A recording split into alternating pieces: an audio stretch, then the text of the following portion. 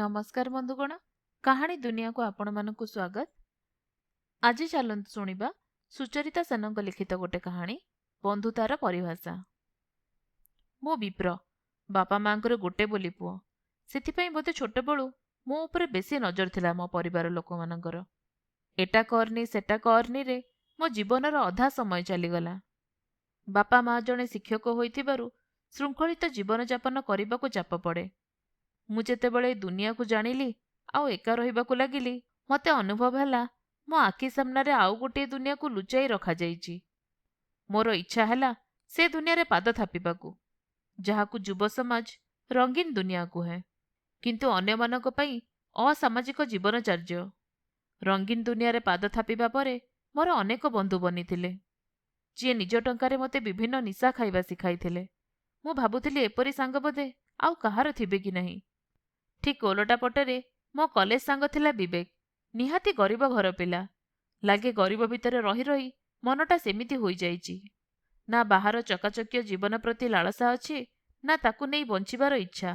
ବେଶ୍ ସାଧାସିଧା ପିଲା। ବିବେକ ସହିତ ମୋର ବନ୍ଧୁତା କଲେଜ ପଢ଼ିବାର ପ୍ରାରମ୍ଭରୁ। ପ୍ରଥମେ ସେ ହିଁ ମୋ ଏକମାତ୍ର ବନ୍ଧୁ ଥିଲା। ଧୀରେ ଧୀରେ ମୁଁ ଅନ୍ୟମାନଙ୍କ ସହ ବନ୍ଧୁତା ବଢ଼େଇ ଚାଲିଲି। ବିବେକ ମୋ ବହୁତ ପଛରେ ରହିଗଲା। ସେ ଆଗରୁ ଯେପରି ଥିଲା ଏବେ ବି ଠିକ୍ ସେମିତି, କିନ୍ତୁ ମୁଁ ବଦଳିଗଲି। ମୋ ମନରେ ତା ପ୍ରତି ଥିବା ଭାବନା ପରିବର୍ତ୍ତନ ହୋଇଗଲା। ମୋର ନୂଆ ସାଙ୍ଗମାନଙ୍କ ସହ ସମୟ କାଟିବାରେ ଯାଉଥିଲା। ସେଦିନ ବିବେକ ମୋ ରୁମ୍କୁ ଆସିଥିଲା। ମୁଁ ଅଚେତ ଅବସ୍ଥାରେ ପଡ଼ିଥାଏ। ବିଗତ ରାତ୍ରିର ପାଟି କରି ଏପରି ଅବସ୍ଥା ମୋର। ସମୟ ଦିନ 12ଟା ହେଲାଣି। ବିବେକ ମୋତେ ଉଠାଇ ଭଲକି ଗାଧେଇ ଦେଇଥିଲା। ମୋ ଘର ଚଟାଣରେ ଗଡ଼ୁଥିବା ସେ ମଦ ବୋଟଲଗୁଡ଼ିକୁ ନେଇ ବାହାରେ ଫୋପାଡ଼ିଥିଲା। ମୁଁ ସବୁ ଦେଖୁଥାଏ। ତାକୁ ଆସିବାର କାରଣ ପଚାରିଲି। ବେଶ୍ ଗୋଟେ କାମ କରିବା ଭଳି ଉତ୍ତର ଦେଲା। ତତେ ଦେଖିବାକୁ ଆସିଥିଲି। 2 ଦିନ ହେଲା କଲେଜ ଯାଇନୁ। ପଢ଼ାପଢ଼ି କଥା ଛାଡ଼, ତୋ ନିଜକୁ ଥରେ ଦେଖିଲୁଣି? କ'ଣ ମିଳୁଛି ତତେ? ମଉସା ଫୋନ୍ କରିଥିଲେ ସନ୍ଧ୍ୟାରେ ଆସି ପହଞ୍ଚିବେ। ଭାବିଥିଲି ଆସି ଦେଖନ୍ତୁ ନିଜ ପୁଅ କିପରି ପାଠ ପଢ଼ୁଛି, କିନ୍ତୁ ଭଲ ଲାଗିଲାନି। ସେ ଜଣେ ଶିକ୍ଷକ। ଅନ୍ୟ ପିଲାମାନଙ୍କୁ ମଣିଷ କଲେ, କିନ୍ତୁ ନିଜ ପିଲାକୁ ଏପରି ଅମଣିଷ ହେବା ଦେଖି ନିଜକୁ କ୍ଷମା କରିପାରିବେ ନାହିଁ। କେବଳ ତାଙ୍କରି ପାଇଁ ମୁଁ ବ୍ୟସ୍ତ। ମୋର ଧୈର୍ଯ୍ୟବନ୍ଧ ଭାଙ୍ଗି ସାରିଥିଲା। ବିବେକ ମୋତେ ଅବିବେକୀ ଭଳି ଲାଗୁଥିଲା। ସାଙ୍ଗ ହେଲା ବୋଲି ମୋ ଜୀବନ ଉପରେ ମୋ ବାପାଙ୍କ କଥା କହିବ? ମୁଁ ଚିତ୍କାର କରି ଉଠିଲି। ମୋ ବାପାଙ୍କୁ ତୁ ଫୋନ୍ କରି ଡାକିଛୁ? ତୋ ପାଖରେ ପଇସା ନାହିଁ ବୋଲି ମୋତେ ହିଂସା କରୁଛୁ? ମୋ ଜୀବନ ମୁଁ ଯେପରି ଚାହିଁବି ବଞ୍ଚିବି। ତୁ କିଏ ମୋତେ କହିବାକୁ? ସେଦିନ ମୋ ପାଟିକୁ ଯାହା ଆସିଥିଲା ମୁଁ କହିଥିଲି ବିବେକକୁ। ଏପରିକି ଧକ୍କା ଦେଇ ରୁମ୍ରୁ ବାହାରେ ଛାଡ଼ି ଦେଇଥିଲି। ବିବେକ ଆଖିରେ ସେଦିନ ମୁଁ ଲୁହ ଜକେଇ ଆସିବା ଦେଖିଥିଲି। ମୋ ମନ କିନ୍ତୁ ତରଳି ନଥିଲା, କାରଣ ମୋ ଆଖିରେ କଳା ରଙ୍ଗର ପଟି ନିଜେ ବାନ୍ଧି ଦେଇଥିଲି। ବାପା ସନ୍ଧ୍ୟାରେ ଆସି ପହଞ୍ଚିଲେ। ଲାଗିଲେ ବାପା ଯେପରି ମୋ ବିଷୟରେ ସବୁ ଜାଣିସାରିଥିଲେ। ବହୁତ ଗୁମସୁମ ଭାବରେ ଗୋଟେ ଚୌକି ଉପରେ ବସି ରହିଥିଲେ। ବାପାଙ୍କ ଅବସ୍ଥା ଦେଖିବା ପରେ ବିବେକ ଉପରେ ଆହୁରି ଜୋରରେ ରାଗ ଆସିଥିଲା। ଭାବୁଥିଲି ସବୁ ତାରି ଦୋଷ। ସେ ହିଁ ବାପାଙ୍କୁ ସବୁ କହିଥିବ। ବାପାଙ୍କ ଅବସ୍ଥା ପାଇଁ ସେ ହିଁ ଦୋଷୀ। କିନ୍ତୁ ଥରେ ମାତ୍ର ମୁଁ ନିଜକୁ ଦେଖିବାକୁ ଚାହିଁନଥିଲି, କାରଣ ଭାବୁଥିଲି ମୁଁ ଯାହା କରୁଛି କିଛି ଭୁଲ ନୁହେଁ। ବାପା ନୀରବରେ ବସି ବସି ଅଖିଆ ଅପିଆ ତା ପରଦିନ ଚାଲିଗଲେ। ଗଲାବେଳେ ଏତିକି କହିଗଲେ, ତୋ ଭବିଷ୍ୟତ ତ ନିଜ ହାତରେ। ତାକୁ ନଷ୍ଟ କରିଦେନି। ଯେଉଁ ଲୋକର କଥା ଖରାପ ଲାଗେ ସେ ହିଁ ତୁମର ପ୍ରକୃତ ଶୁଭାକାଂକ୍ଷୀ। ଆଖିରେ ପଡ଼ିଥିବା ପାରଦକୁ ଖୋଲ। ଚିହ୍ନିବାକୁ ଚେଷ୍ଟା କର କେଉଁଟା ଠିକ୍ କେଉଁଟା ଭୁଲ। ବାପା ଚାଲିଗଲେ, କିନ୍ତୁ ବାପାଙ୍କ କଥାଗୁଡ଼ା ମୋର ଏ କାନରେ ପଶି ସେ କାନରେ ବାହାରିଗଲା। ନା ମୋ ସ୍ୱଭାବରେ କିଛି ପରିବର୍ତ୍ତନ ଥିଲା, ନା ମୋ ଭିତରେ କିଛି ଫରକ ଜଣାପଡ଼ୁଥିଲା। ରଙ୍ଗୀନ ଦୁନିଆର ଚାକଚକ୍ୟ ମୋତେ ମତୁଆଲା କରୁଥିଲା। ଜୀବନକୁ ଉପଭୋଗ କରିବାର ମଜା କିଛି ନିଆରା ଥିଲା। ମୋ ପାଖରୁ ଯିବା ପରେ ବାପା ହୃଦାଘାତର ଶିକାର ହେଲେ। ଖୁବ୍ କମ୍ ଦିନ ମଧ୍ୟରେ ଆମକୁ ଛାଡ଼ି ଆରପାରକୁ ସବୁଦିନ ପାଇଁ ଚାଲିଗଲେ। ବାପାଙ୍କ ଦଶକର୍ମରେ ମୁଁ ବିବେକକୁ ଦେଖିଥିଲି। ମା ଭଉଣୀ ସମସ୍ତେ ତାଙ୍କୁ ଭଲ ପାଉଥିଲେ, କିନ୍ତୁ ମୋତେ ଲାଗୁଥିଲା ମୋ ବାପାଙ୍କ ମୃତ୍ୟୁ ପାଇଁ ବିବେକ ହିଁ ଦାୟୀ। ତାକୁ ଦେଖି ପଦଟି କଥା ମୋ ପାଟିରୁ ବାହାରି ନଥିଲା। ସେ କିନ୍ତୁ ଯେତିକି ଆବଶ୍ୟକ ମୋତେ କହୁଥିଲା। ମୁଁ ମନେ ମନେ ଭାବିଥିଲି, କି ପିଲାଟା କେଜାଣି ଟିକେ ଖରାପ ଲାଗୁନି। ଯେଉଁ ସାଙ୍ଗ କଥା କହୁନି ତା ଘରେ ଆସି ଏସବୁ କରିବାର ଅର୍ଥ କ'ଣ? ନିଜକୁ ମହାନ ଭାବୁଛି। ଏଭଳି ଭାବନା ବିବେକ ପାଇଁ ମୋ ମନରେ ସବୁବେଳେ ଆସୁଥିଲା। ଖୁବ୍ ଦୂରତା ତା ମୋ ଭିତରେ ପରିଲକ୍ଷିତ ହେଉଥିଲା। ମୁଁ କେବେ ଭାବିନଥିଲି ଜୀବନରେ ତା ସହ ଆଉ ବନ୍ଧୁତା ରହିବ। କିନ୍ତୁ ସମୟ ବଦଳେ, ତା ସହ ବଦଳେ ସମ୍ପର୍କ। ସମୟ ହିଁ ଅବଗତ କରାଏ କିଏ ତୁମ ନିଜର ଆଉ କିଏ ପର। ଏପରି ଏକ ଜାଗାରେ ଠିଆ କରିଦେବ ଯେଉଁଠି ତୁମେ ନା ପଛକୁ ଫେରିପାରିବ ନା ଆଗକୁ ଯାଇପାରିବ। ଏହି ସମୟରେ ଅନେକ ଲୋକ ନୁହନ୍ତି, ଜଣେ ହିଁ କିଏ ତୁମ ସହିତ ଠିଆ ହେବ। ଆଉ ଯିଏ ତୁମ ପାଖରେ ଥିବ ସେ ହିଁ ତୁମର ପ୍ରକୃତ ବନ୍ଧୁ। ମୋର ଏତିକି ବୁଝିବାରେ ଅନେକ ବିଳମ୍ବ ହୋଇଥିଲା। ସେଦିନ ମୋ ପାଖକୁ ଅଜଣା ନମ୍ବରରୁ ଗୋଟେ ଭିଡ଼ିଓ ଆସିଲା।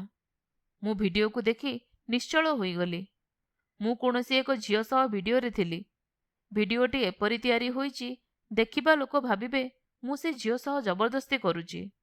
ଭିଡ଼ିଓକୁ ଦେଖିବା ପରେ ମୋ ତଣ୍ଟି ଶୁଖିଗଲା। ମୁଣ୍ଡ କାମ କରିବା ବନ୍ଦ ହୋଇଗଲା। କିନ୍ତୁ ଏହା କିପରି ସମ୍ଭବ? ମୁଁ କେବେ ବି ଏପରି କରିବାକୁ ଭାବି ପାରିବିନି। ଖୁବ୍ ଭଲ ଭାବରେ ସେ ଭିଡ଼ିଓକୁ ଦେଖି ଚାଲିଥାଏ। କେଉଁଠି? ଏ ଝିଅ କିଏ? ଆଗରୁ କେବେ ଦେଖିନି। ମୁଁ ତ ଏ ପିଲା, ହେଲେ କେବେ? ଏପରି ଅନେକ ପ୍ରଶ୍ନ ମୋ ଭିତରେ ଉଙ୍କି ମାରୁଥାଏ। ନିଜକୁ ଭଲ କି ଦେଖିଲି। ନା, ମୁଁ ତ ହୋସରେ ନାହିଁ। ନିଶାରେ ଥିବାବେଳେ ଏ ଭିଡ଼ିଓ ବନାହେଇଛି। କିଛି ସମୟ ପରେ ଆଉ ଗୋଟିଏ ମେସେଜ ଆସିଲା। ଭିଡ଼ିଓକୁ ଦେଖିଲୁ? ଏବେ କହ ପୋଲିସ ଷ୍ଟେସନକୁ ଯିବୁ ନା 2 ଲକ୍ଷ ଟଙ୍କା ଦେବୁ? ମୋ ଭିତରେ ଗୋଟେ ଭୟର ବାତାବରଣ ଖେଳିଗଲା। କ'ଣ ସବୁ ଘଟୁଛି? ଲୋକଲଜ୍ଜାରେ ମୋ ଘର ଲୋକ ବଞ୍ଚିବେ କିପରି? ବାପାଙ୍କ ପରି ବୋଉର କିଛି ହେଇଯିବନି ତ? ମୁଁ ଡରିକି ଟଙ୍କା ଦେବାକୁ ରାଜି ହୋଇଗଲି। ବାପା ଚାଲିଯିବା ପରେ ବୋଉ ମୋ ପଢ଼ା ଖର୍ଚ୍ଚ ପଠାଉଥିଲା। ବୋଉକୁ କହିଲି ମୋର ପଢ଼ାପଢ଼ି ପାଇଁ 2 ଲକ୍ଷ ଟଙ୍କା ଦରକାର। ଗୋଟେ ନୂଆ କୋର୍ସ କରିବି। ବୋଉ ଥରଟେ ବି ପ୍ରତିବାଦ କଲାନି କି ପଚାରିଲାନି। ମୋ ଭିତରେ ସେଦିନ ଅନେକ ପରିବର୍ତ୍ତନ ଆସିଲା। ବାପାଙ୍କ ଶେଷ କଥା ମୋର ବାରମ୍ବାର ମନେ ପଡ଼ିଯାଉଥାଏ। ମନେ ମନେ ଭାବିଲି ଏ ଟଙ୍କା ଦେଇଦେବା ପରେ ମୁଁ ନିଜକୁ ଏ ସବୁଥିରୁ ମୁକ୍ତ କରିଦେବି। ଫେରିଯିବି ମୋ ପୂର୍ବ ଜୀବନକୁ, ଯେଉଁଠାରେ କେବଳ ଅନ୍ୟ ପାଇଁ ବଞ୍ଚିବା ଅଛି, ଆଉ ସେ ବଞ୍ଚିବାରେ ଅଶେଷ ଶାନ୍ତି। କିନ୍ତୁ ମୋ ଭାବନା ଭାବନାରେ ହିଁ ରହିଗଲା। 2 ଲକ୍ଷ ଟଙ୍କା ଦେବା ପରେ ସବୁ ସୁଧୁରିବା ପ୍ରତିବଦଳରେ ବିଗିଡ଼ି ଚାଲିଲା। ଏ ଥିଲା ମୋ ପାଇଁ ଚୋରାବାଲି। ଥରେ ପାଦ ପଡ଼ିବା ପରେ କେହି ମୁକୁଳିକି ଆସେନି। ସେ ବାଲି ଧସେଇ ନେଇଯାଏ ଭିତରକୁ ଭିତରକୁ। ମୁଁ ଏବେ ସେ ଚୋରାବାଲିରେ ସମାଧି ନେବା ଭଳି ଅନୁଭବ କରୁଥାଏ। 2 ଲକ୍ଷ ଟଙ୍କା ପରେ ସେମାନଙ୍କ ମାଗିବା ବଢ଼ି ଚାଲିଲା। ମୁଁ ଟଙ୍କା ଦେଇ ଚାଲିଥାଏ। ସେଦିନ ରାତିରେ ନିଷ୍ପତ୍ତି ନେଲି, ଏପରି ମୋ ଘର ଲୋକଙ୍କୁ ମାରିବା ଅପେକ୍ଷା ନିଜେ ମରିଯିବା ଶ୍ରେୟସ୍କର। ଜଣେ ବଢ଼ିଲା ଭଉଣୀର ଭବିଷ୍ୟତକୁ ବି ଖରାପ କରିସାରିଲିଣି। ବୋଉ କେଉଁଠୁ ଏତେ ଟଙ୍କା ଆଣିଦେବ? ନା, ନିଜକୁ ସମାପ୍ତ କରିଦେଲେ ସବୁକିଛି ଶେଷ ହୋଇଯିବ। ନିଜ ପୁରୁଣା କପଡ଼ାକୁ ବାନ୍ଧି ପଙ୍ଖାରେ ପକାଇଲି। ବୋଉ ପାଖକୁ ଖଣ୍ଡେ ଚିଠି ଲେଖିଲି, ଯେଉଁଥିରେ ସବୁ କଥା ଉଲ୍ଲେଖ କଲି। ଦୀର୍ଘ ନିଶ୍ୱାସ ନେବା ପରେ ବେକରେ ସେ ଫାଶିକୁ ଗଳେଇଲି। କିନ୍ତୁ କେଉଁଠି ଥିଲା ସେ ବିବେକ? କବାଟ ଭାଙ୍ଗି ପଶି ଆସିଲା। ମୋତେ ତଳକୁ ଆଣି ମୋ ଗାଲରେ ଶକ୍ତ ଚାପୁଡ଼ାଟେ ପକାଇଲା। କୁଣ୍ଡେଇ ଧରିଲା ମୋତେ। ଆଜି ବି ତା ଆଖି ଲୁହକୁ ମୁଁ ସ୍ପଷ୍ଟ ଦେଖିପାରୁଥାଏ। ସେ ପାଗଳ ଭଳି ହେଉଥାଏ। ମୁଁ ତା ବନ୍ଧୁତାକୁ ଅନୁଭବ କରୁଥିଲି। ମୋ ଛାତି କୋରି ହୋଇଯାଉଥିଲା। ମୁଁ ତାକୁ ଧରି ଗୋଟେ ଛୋଟ ପିଲା ପରି କାନ୍ଦିଥିଲି। ସେ କୋଳେଇ ନେଇ ଯାଇଥିଲା ଠିକ୍ ଯେପରି ଜଣେ ବାପା ଅଥବା ବଡ଼ ଭାଇ ପରି। ତା ଭିତରେ ବାପା, ଭାଇ, ବନ୍ଧୁ ସମସ୍ତଙ୍କୁ ଦେଖିପାରୁଥିଲି। ସେ ଜାଣିବାକୁ ଚାହୁଁଥିଲା କ'ଣ ପାଇଁ ମୁଁ ଏସବୁ କରୁଛି। ମୁଁ ତାକୁ ସେ ଭିଡ଼ିଓ ଦେଖାଇଲି। ସେ ସବୁ ବୁଝିପାରିଲା। ଆଶ୍ୱାସନା ଦେଲା ସବୁ ଠିକ୍ ହେଇଯିବ। ବିବେକ କିଛି ଦିନ ହେବ ମୋ ଉପରେ ନଜର ରଖୁଥିଲା। ଆମ ଘରୁ ତା ପାଖକୁ ଫୋନ୍ ଆସୁଥିଲା। ସେ ଜାଣିଥିଲା ମୁଁ ନିଶ୍ଚିତ ଭାବରେ ଗୋଟେ ବଡ଼ ସମସ୍ୟାରେ ପଡ଼ିଛି।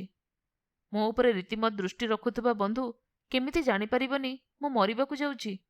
ସେଦିନ ବୁଝିଥିଲି ପ୍ରକୃତ ବନ୍ଧୁ କାହାକୁ କୁହନ୍ତି। ବିବେକ ପରି ବନ୍ଧୁ ଯେ ଭାଗ୍ୟରେ ଥିଲେ ମିଳେ, ସେ କଥା ବୁଝିବାକୁ ଅନେକ ବିଳମ୍ବ କରିଦେଲି। ଆମେ ଦୁହେଁ ପୋଲିସ ଷ୍ଟେସନ ଯାଇ ସେ ଭିଡ଼ିଓ ଦେଖାଇବା ପରେ କେସ୍ ଫାଇଲ ହୋଇଗଲା। ଭିଡ଼ିଓର ସତ୍ୟାସତ୍ୟ ବି ଜଣାପଡ଼ିଲା। ମୁଁ ନିଶାରେ ଥିବାବେଳେ ଏହି ଭିଡ଼ିଓ ତିଆରି କରାଯାଇଛି। ଆଉ ଏହାକୁ ଏଡିଟିଂ କରି ଝିଅ ସହିତ ଯୋଡ଼ା ଯାଇଛି। ଏ କେସ୍ ସହ ଯୋଡ଼ା ଅନେକ ପିଲାଙ୍କୁ ପୁଲିସ ଆରେଷ୍ଟ କଲା। ମୁଁ ଯାହାଙ୍କୁ ବନ୍ଧୁ ଭାବୁଥିଲି ସେ ଭିଡ଼ିଓ ତିଆରି କରିବାରେ ଅନେକଙ୍କ ହାତ ଥିଲା। ମୁଁ ବିବେକ ଆଖି ସହିତ ଆଖି ମିଶେଇ ପାରୁନଥାଏ। ସମ୍ପୂର୍ଣ୍ଣ ଭାବରେ ମୁଁ ବଦଳିଗଲି। ବନ୍ଧୁର ପରିଭାଷା ମୋ ପାଇଁ ବଦଳି ଯାଇଥିଲା। ମୁଁ ନିଜକୁ ମହାନ ଭାବୁଥିଲି, ବିବେକ ମୋ ବନ୍ଧୁ ବୋଲି। ଆପଣମାନେ ଶୁଣୁଥିଲେ ସୁଚରିତା ସେନଙ୍କ ଲିଖିତ ଗୋଟେ କାହାଣୀ ବନ୍ଧୁତାର ପରିଭାଷା।